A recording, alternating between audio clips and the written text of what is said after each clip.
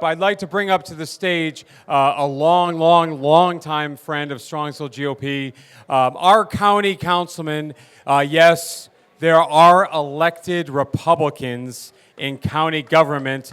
Well, shall I say, there is a elected Republican in Cuyahoga County government, and that is our good friend Mike Gallagher, who's here to share all the dirt with what all our Dems are doing in Cuyahoga County. Thanks, man.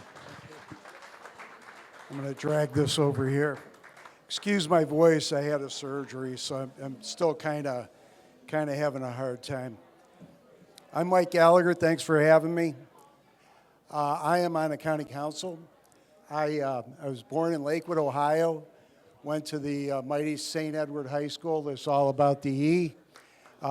Second would be Strongsville. My son played football and wrestled for Strongsville, so that's very important. I ran for city council. I was on city council out here for 11 years, 3 years council president, worked 30 years in the appeals court for the judge, and am in my 16th year on the county council. So when you add that up, I've seen things. And some good, and some not so good. But when we had the problem, or the unfortunate problem with elected officials here in Cuyahoga County, and they switched the government over from commissioners to the county council executive, I had high hopes, and I still do. I consider the council to be the glue that holds it together. We've had good and mediocre executives, I won't mention. But it's important, I found, that if you're on the county council or if you're an executive, it's almost imperative that you have elected experience, because we do have friends of mine that come in and it takes them a long time to get up to speed. Some people think they can do things that you really can't. You have to be collaborative. The number is 6, there's 11 of us, so without 6 votes, you're not gonna get anything done. So I do the best I can. When we first started, there were 3 Republicans. I'm the lone Republican. And I got to tell you, if I was them, and I think this is their thought, they'd love to get rid of me, because I'm the guy that says what I think and think what I say and do what I tell you I'm going to do and don't lie to you. And that's important. It's gotten me in more trouble than anything else. All going back to when I was a little kid telling the truth. That little white lie usually helps you out. But in politics, all you have is your word. And all I am is your neighbor representing you on a scale, be it at a school board, be it on a council, be it at a county council or an executive. I represent you. You're my boss. I don't lose sight of that fact, and that's important to me. That was distilled into me from my parents. Growing up, I grew up in an Irish Catholic, Union Kennedy Democrat household, and somehow I found my way to the Republican Party. The light shined through the window, I think, one night, and that's when it happened. My sister's a sitting Democrat judge on the appeals court up here, and she's a wonderful lady. And again, some of my best friends, and especially on my council, I consider my great friends. I don't look at politics, I look at policy, I look at what we can do. Now, you may want to know, are we doing good? I think we've got a long way to go. We're trying our best. You're going to have bumps along the way, and we've had those. But I will give you a disappointment that just happened last year at our budget. You'll read that we don't have any money. And you'll read it's all because of the Trump administration.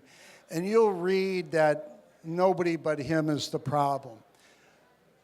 We, every 2 years, predict a 2.5% raise in the cost of living and dollars coming into the county.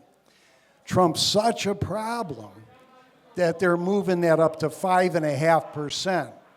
It makes no sense. What it tells me is the economy is moving forward. We don't have a money problem. We've got a spending problem. And I said that at the budget. 27 years of elected office, I've never not voted for a budget. There's always something in a budget you're going to find you don't like. In this budget, I couldn't agree with it, and it was the first time in my career I did not vote for a budget. I felt bad about that, but I had to be honest with myself. And one of the points that I voted no on was 2 years ago when one of my colleagues was leaving. And our job in the county is to take care of safety, the sheriff's office, the courts, and the least of those with health and human services that you, with your generous support, provide hundreds of thousands of dollars a year for people that need it that can't do for themselves. Those are our bottom line.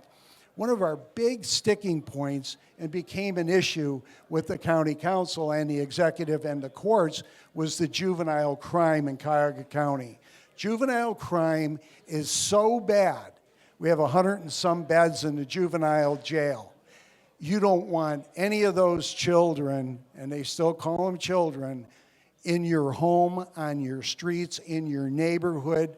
These are lost souls. Can they be saved? We don't know. So what did we do?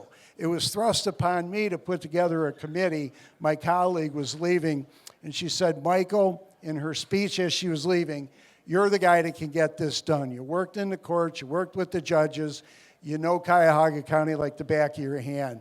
Could you put a committee together to tell us what juvenile court needs to have done to help these kids out? Now there's a special interest group, very liberal group, that want no kids in jail. They have a mission, and they don't like the judges in the juvenile court. Somehow, some way, I put the committee together with the permission of the prosecutor, the public defender, the judges of the juvenile court, and this special interest group who are very passionate about what they do. I got permission from my colleagues to do this. For a year and a half, they met. They worked. They tore juvenile apart. How are these kids doing so badly? What can we do? We all know it's the family. The family's falling apart. What can we do to help these kids as they touch juvenile court? Not necessarily the ones that are behind bars, because they're F1s. An F1's a felon. That's somebody that's raped, murdered, or worse, believe it or not, in Cuyahoga County. And these kids get caught up in these gangs, and the gangs are smart enough to send the kids out to steal the cars, shoot at cops, rape girls, murder people, because they know by the time they're 21, they're going to be back on the street and back in the gang. This committee, put together by myself and my colleagues, with a retired Cleveland cop, a retired judge, advocates for the court, a member of the juvenile court, came back with 4 recommendations for our budget this year. We had a year and a half to know it was coming. And they gave us 4 opportunities to help the court out, to put the kibosh, at least a little bit, on how to help these kids. We go into budget, and I get word there are certain people on my council working the phones. Screw them. We don't have any money for them. They're looking for $1 million. $1 million to go in there that the left, the right, the judges, everybody agreed to, council agreed to, and they wouldn't give them the money for one.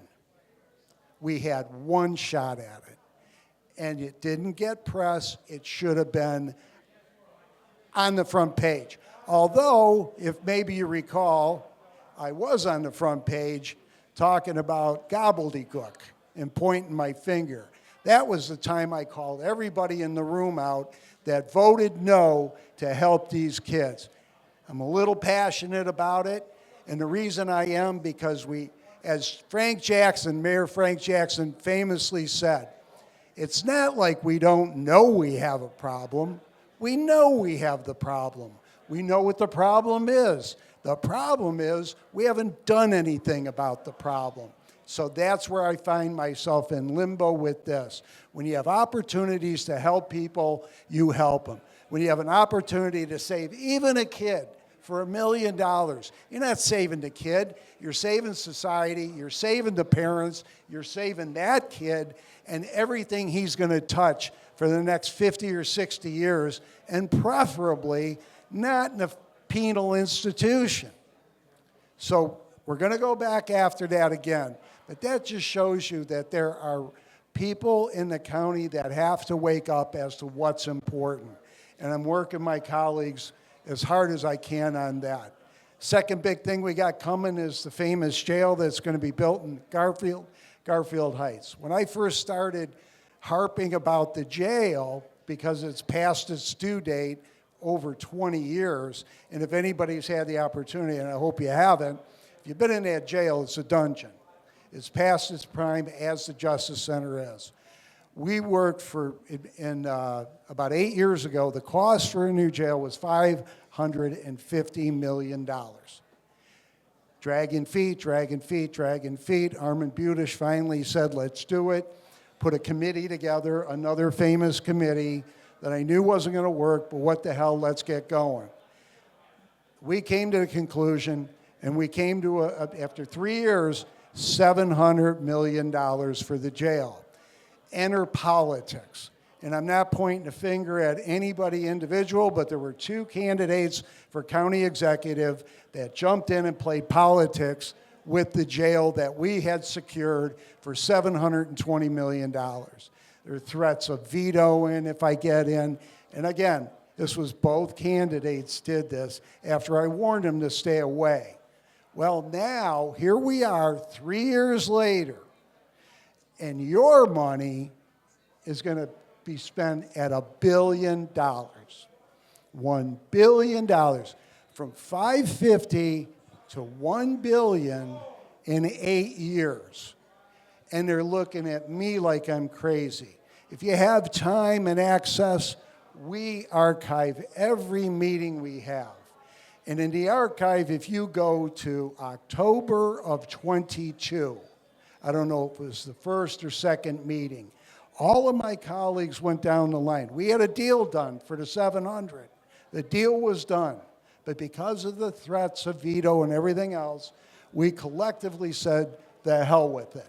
If we're going to put all this effort in just to have somebody come in here and veto it, let it lay on their table.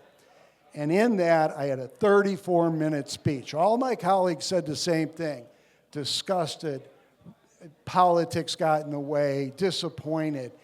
But I went on for 34 minutes. And those 34 minutes, no one will take me to task because I predicted in 22 from 700 million, congratulations, guy, whoever the new executive's going to be, you cost the taxpayers $200 to $300 million extra dollars.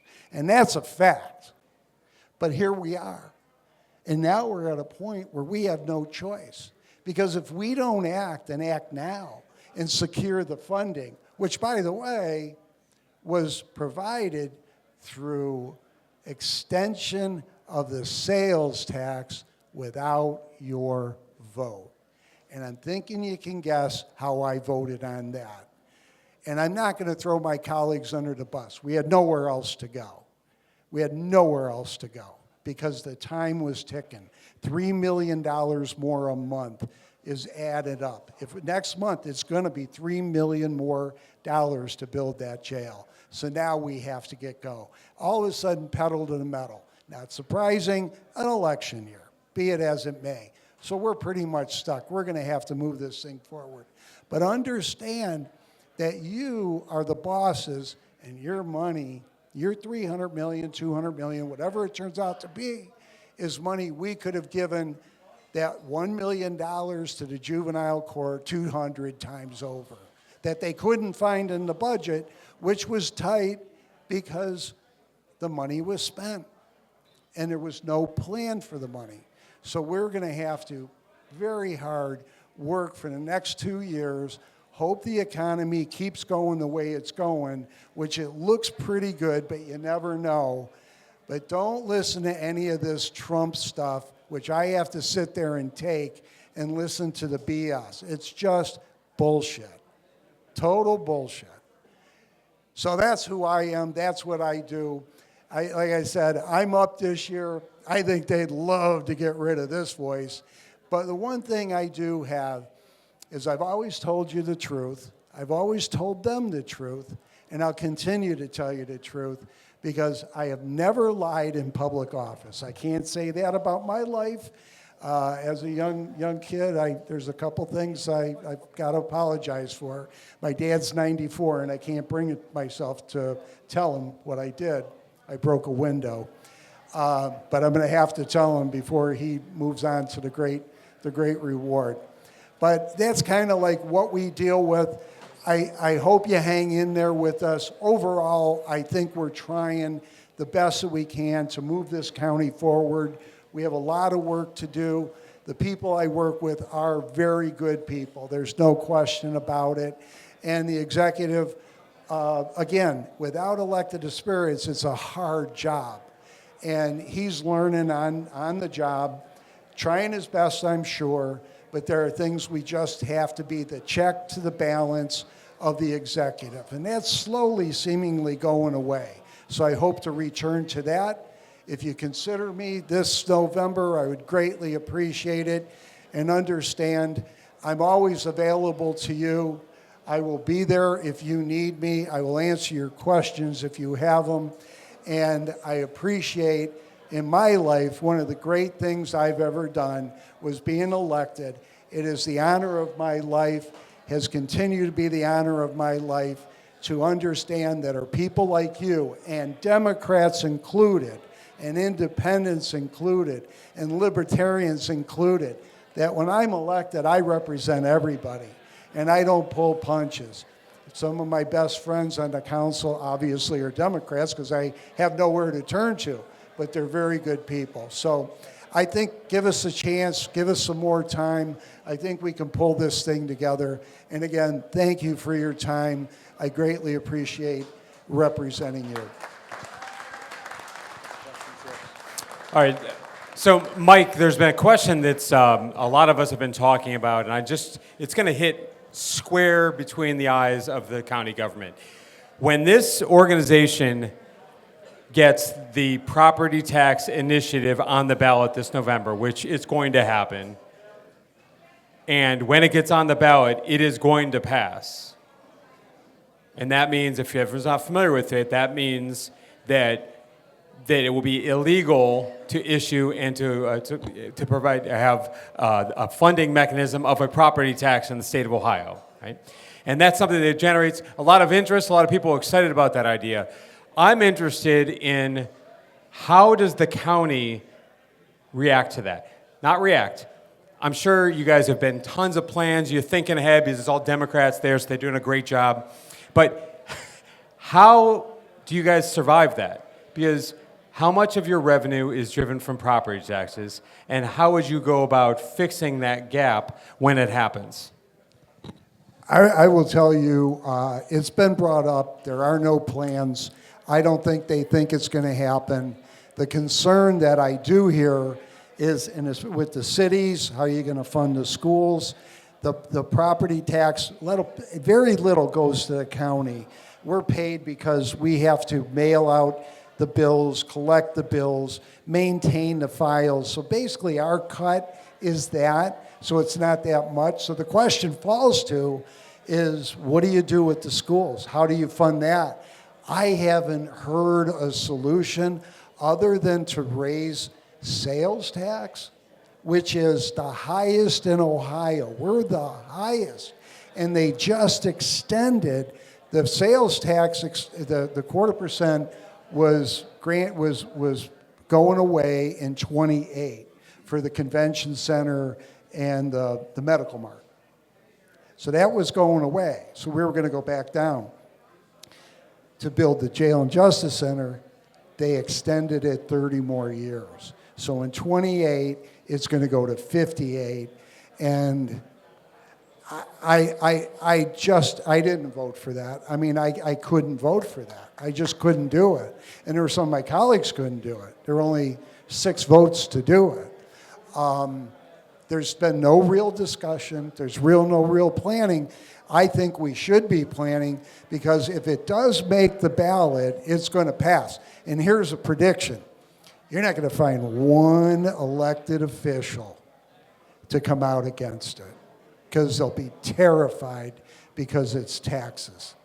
and they don't have solutions to come up with it. I don't know what the schools are going to do.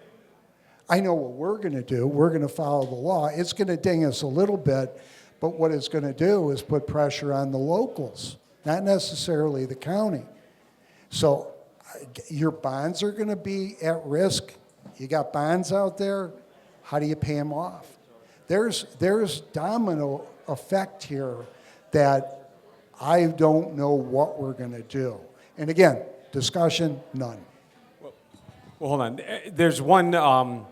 There's one thing about this, and I agree with. I didn't understand just how small the fund is from property taxes, but all the siloed revenue for the county, arts, the disabled, what's that? Metro parks, you name it.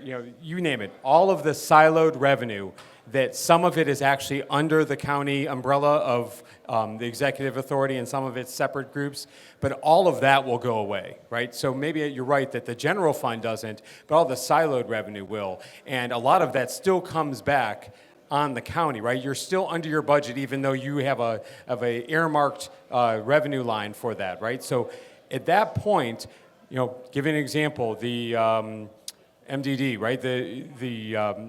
You'll remember the correct names for it.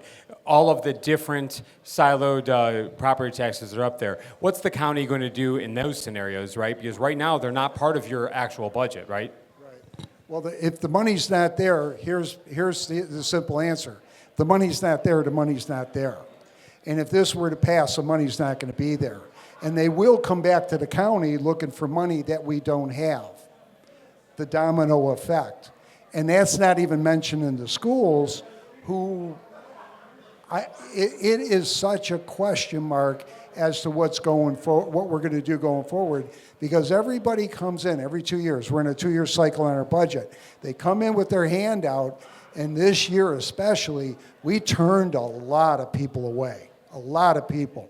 Can we cut within our existing budget and put some money into things like libraries and cutting somebody else? Because Peter's got to pay Paul.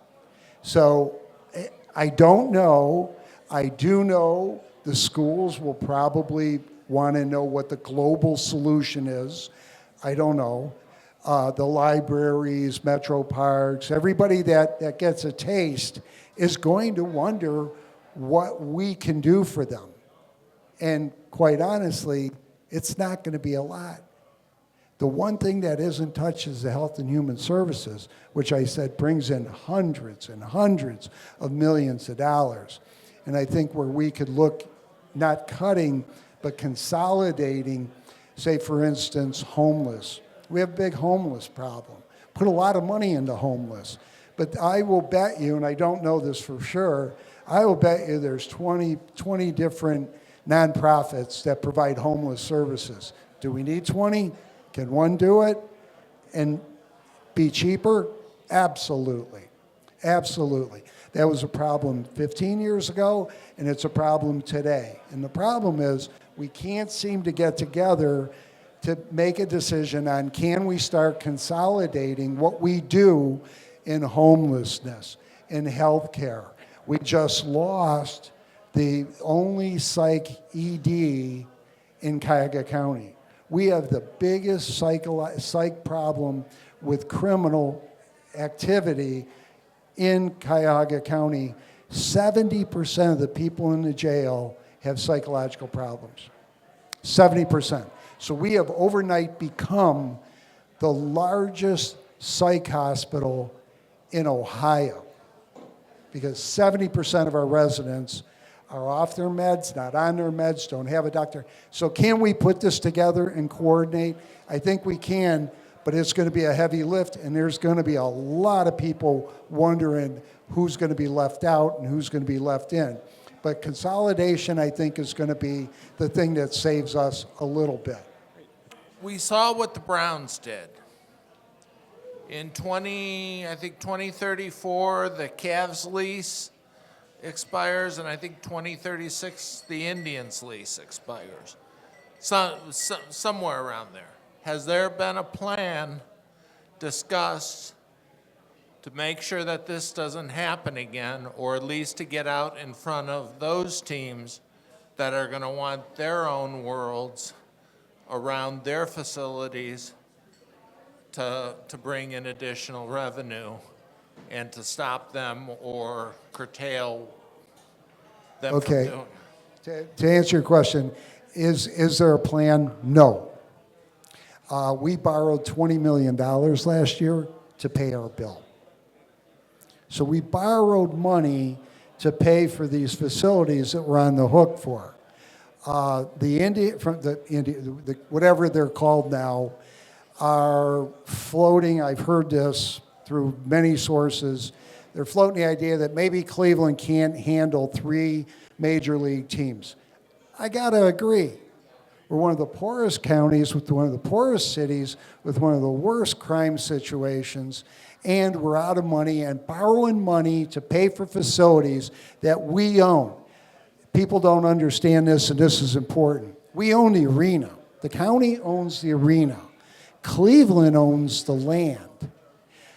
Cleveland owns the baseball stadium. The county owns the land. Whoever put Gateway together was an evil genius. We are tied at the hip to a city that doesn't have money, with a county that doesn't have money, that can't maintain these facilities on an agreement just to get the teams here that isn't friendly to us. I was the only elected official in the state of Ohio when the Dolans came looking for their money for the redo of the stadium, and I looked Mr. Dolan in the eye, and I said, there comes a time when you have to say no. And I'm like, I voted no.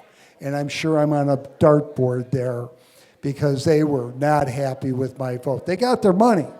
They got their money. Now, when the Browns decided to go to Brook Park, there's that syntax money. People aren't drinking and smoking like they were. They didn't calculate that in. For the first couple of years, that covered the expenses, but the facilities were new. Now they're 20, 25 years old and past their prime, and these teams are going to be looking for basically another handout. I don't think we can afford it. There was negotiations. Mike would know this better than I. We in 2011, 12, something like that, added the Browns Stadium to Gateway, which was a huge mistake because it bailed out Cleveland and put pressure on our facilities. So they wanted a ×3 to go to the ballot with a ×3 to up the money that would come in. The legislature let them only do ×2.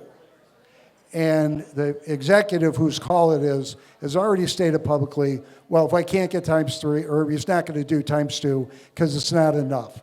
I've got to agree. It's not enough. It'll never be enough unless you have a dedicated source coming in other than a syntax, which we now know doesn't work. So is there a plan? No.